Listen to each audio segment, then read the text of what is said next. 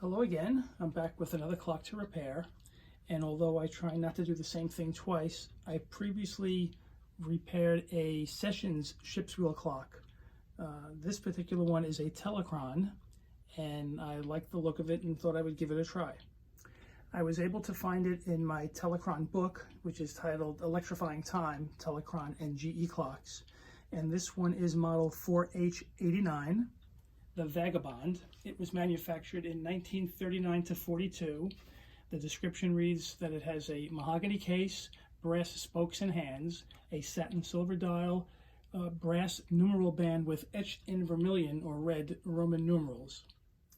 It has several issues. The first one is that it doesn't run. The second is that the glass is cracked. And the third is missing one of the spokes. But let me get set up and I'll look to figure out how to start taking it apart and how I can address all of these issues. One decision I have to make is the best way to deal with the missing spoke.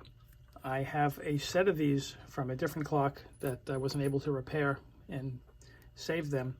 The problem with these are the fact that they're larger than the existing ones and they're a bit wider than the hole that I have here. I'd have to widen this a little bit to get it to fit. But added to that is the fact that this base is attached to the back of the case by some pins or headless nails. So I can't remove these to remove the base. And if I can't remove the base, I can't, although I could probably remove this spoke, I can't drill a larger hole here. So the decision is going to be whether to have one larger one here or have one missing. But I'll deal with that as we get down the road with it. I may have a piece of glass that's the same size as this. I'll know for sure once I remove it and I'm able to measure it. For now though, let me start by removing the mechanism from in here. There's just two screws holding it to the back. Let me get set and we'll undo those.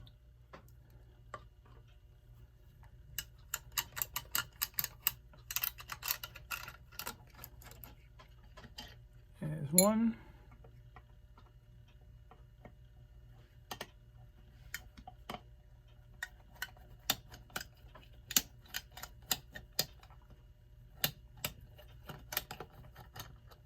And two. They should just come straight out the front now.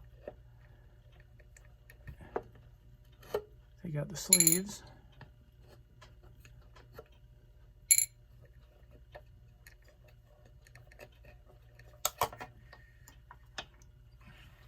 There you go.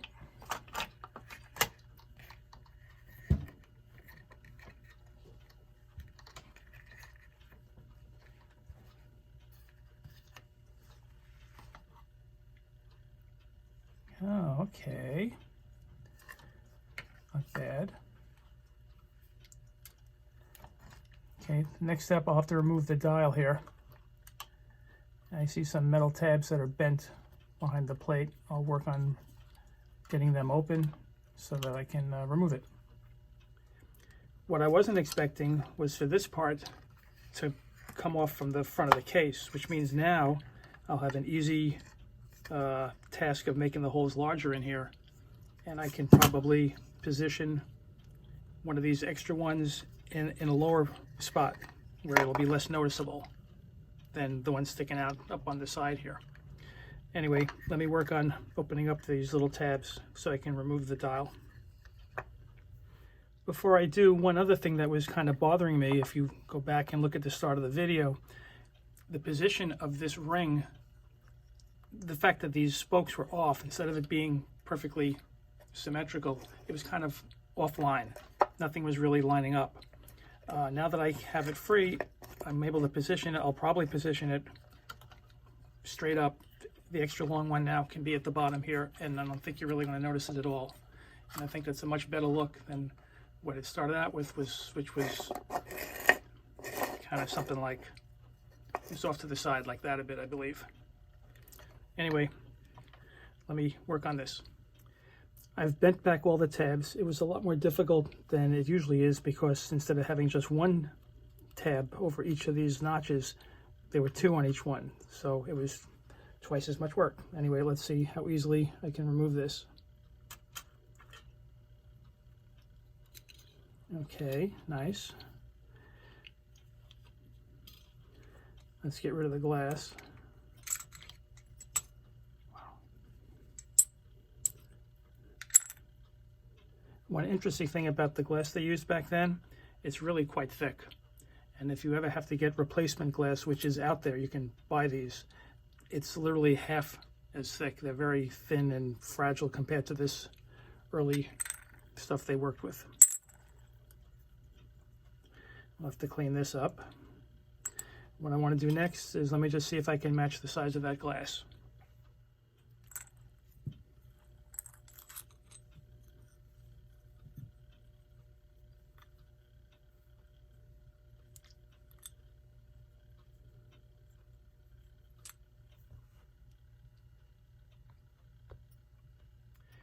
What I like to do when dealing with broken glass is I'll tape it together. It makes it easier to match the same size, and I believe I have one here. That's pretty close, and the proof is when I place it in the rim. If I can seat the dial properly.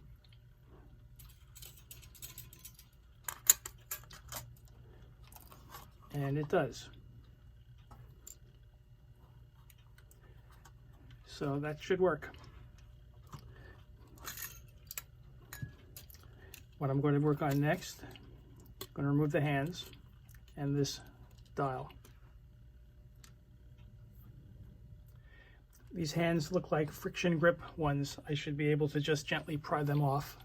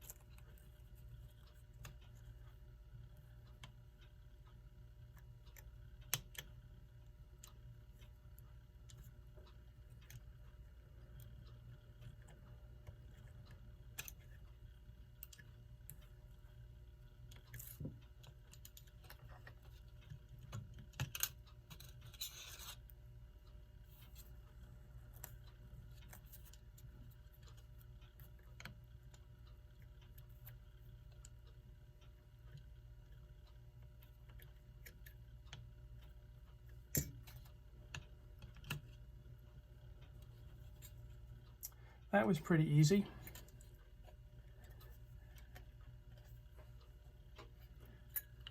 Okay, next,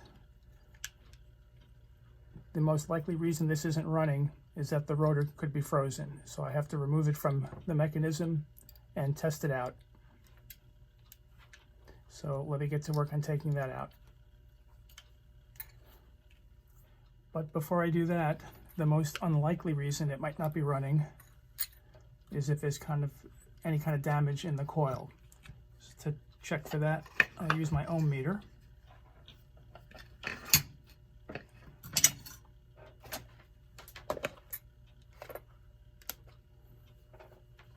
Just have to touch the leads to the plug, and if it's intact, if the coil is good, you'll see numbers flashing. Okay, the coil is good. I'm going to look to remove these two screws first. The whole coil assembly should come off from the back of this. One thing I'm seeing that looks unusual, and I know from taking these apart in the past, once I undo these two screws, this whole assembly would lift off from the plate.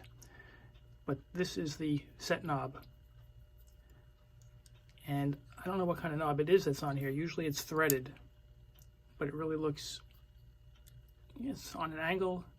Unless I can remove this whole mechanism, the coil assembly, I won't be able to remove it. So let me take a closer look at this to figure out if I can undo this little nut or knob or whatever is on here. After examining it more closely, I'm not sure. I know it's not riveted in place, but I'm not certain if it's screwed on or not. And I don't want to try to force it off if there's no threads holding this on. So I'm just going to try to work around it. Let me get these out and see how it goes.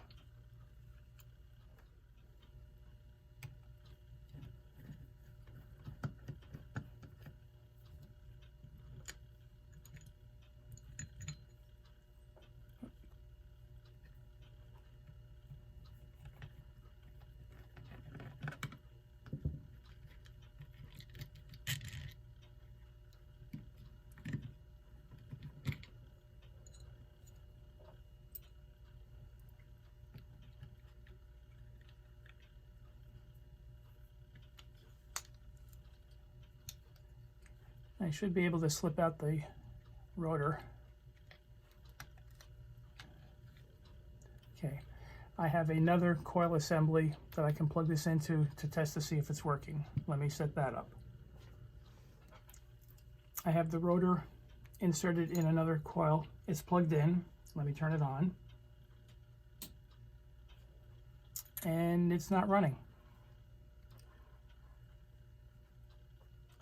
What that means is I have to open it up and make a little hole in the side, clean out the old sludgy oil using some liquid wrench. It's a whole process that I've gone through in other videos. I've explained it and showed it. I'm not going to bother doing that here because fortunately I have a backup rotor that I can use instead. But what I will do is there's a video that shows in pretty good detail exactly how to open one of these up and clean and lubricate them. And I'll try to add that as a link onto the description of this video. In fact, that's the video I first saw that pretty much taught me how to open up and clean these out.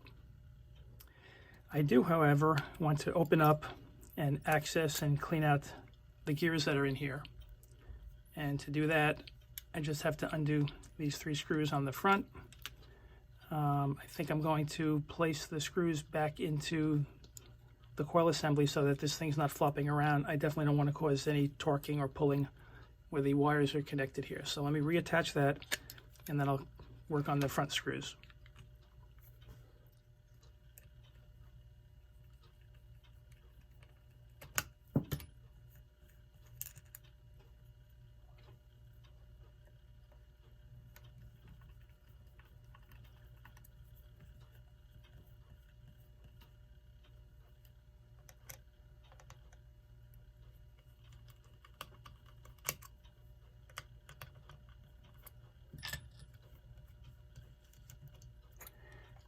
Now I just have to carefully lift this plate up and try not to disturb the position of the gears underneath it.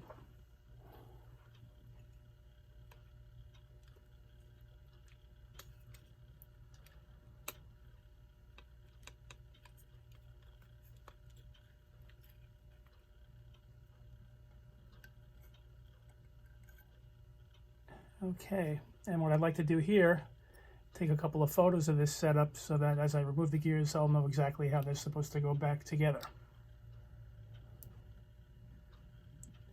So let me work on that. This one is a pretty simple design. I'll zoom in and show you how I can get the gears off. This is the power interruption indicator, and the only couple of gears I can remove here is this one and this one. I have a couple of gears stuck together here. This comes off.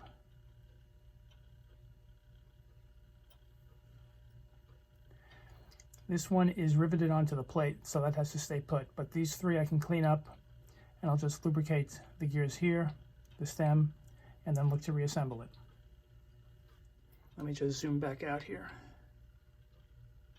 And I'll get to work cleaning them up. Everything is cleaned and lubricated. I'm going to reassemble it now.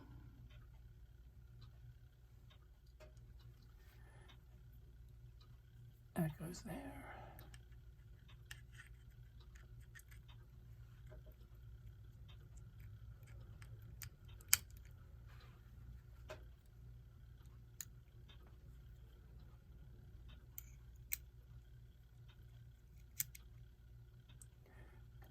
Now I just have to position the plate back over it. I'm going to work on that and then we'll continue. The trick is when you're seating this, you have to guide all the little stems from the gears and the pivots into the various pivot holes here. So I'll work on that. I've got the plates secured. What I want to do now is seat the second hand.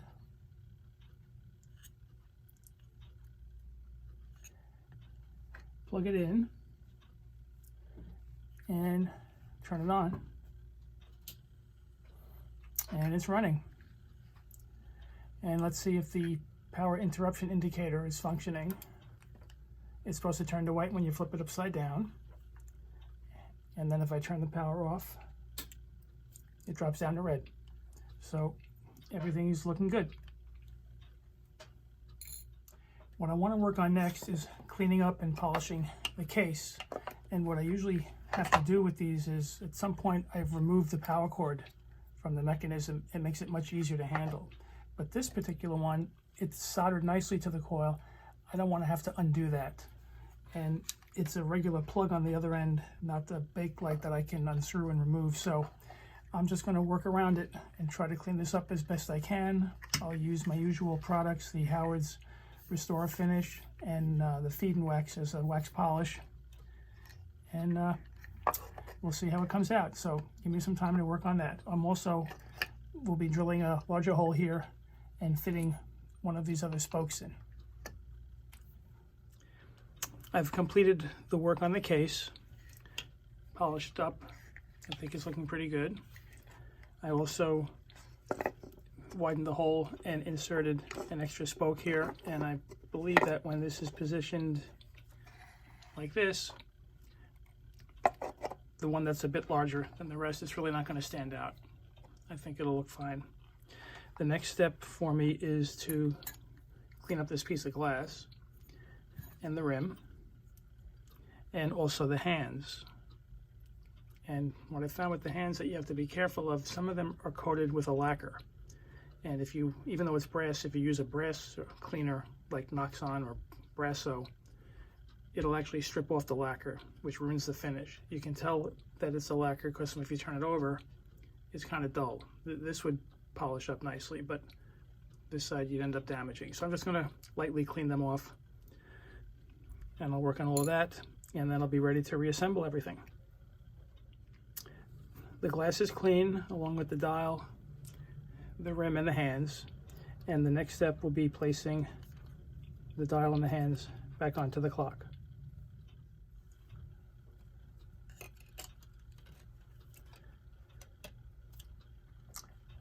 First, position the hour hand pointing to the 12.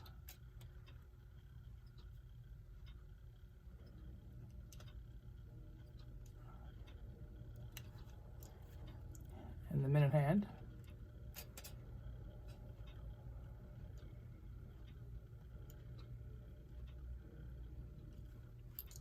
And the second hand.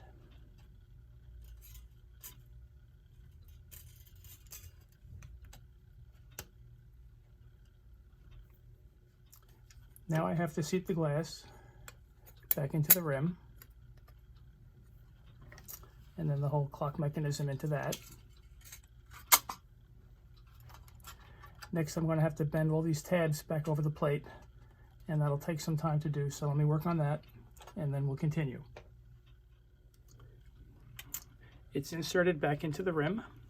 Everything's tight. And the next step is to place the clock mechanism back into the case.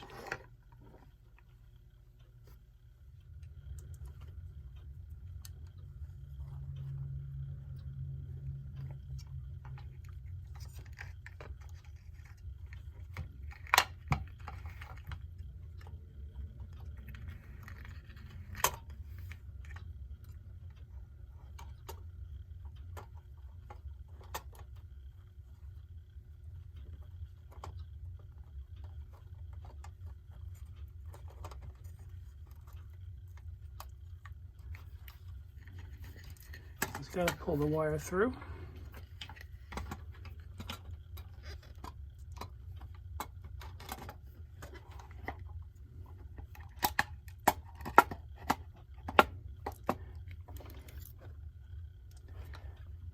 Now I just have to secure these two screws and the clock will be finished. As as you can see, I have it back together. The screws are in, everything is secured. I have it plugged in. Let me turn it on. And it's running. Let me check to make sure that the power interruption indicator is functioning properly, which it is. And a couple of comments about this clock before I finish. One is that this is a clock that's over 80 years old, and I'm certain that the power cord is not original. It was replaced somewhere along the way, but it was done well, and I had no reason to remove it. Also, that issue I had with the set knob, I do believe it was replaced somewhere. What's very common with these clocks, the set knobs go missing quite often. And whatever one was placed on it, it's kind of misshapen. It is quite difficult to turn, but I really don't want to try to remove it to see if I can come up with a replacement, because they are kind of hard to come by. But there you have it, the Telechron Vagabond. It was built from 1939 to 42. And I do hope you enjoyed this video. I'm quite pleased with how it came out. I think the fact that I replaced that one missing spoke here on the bottom, although you can kind of tell it's different, it really doesn't jump out at me. And again, I hope you enjoyed it. I do have several others that feel free to check out, and your comments and questions are always welcome. That pretty much wraps things up. Bye for now.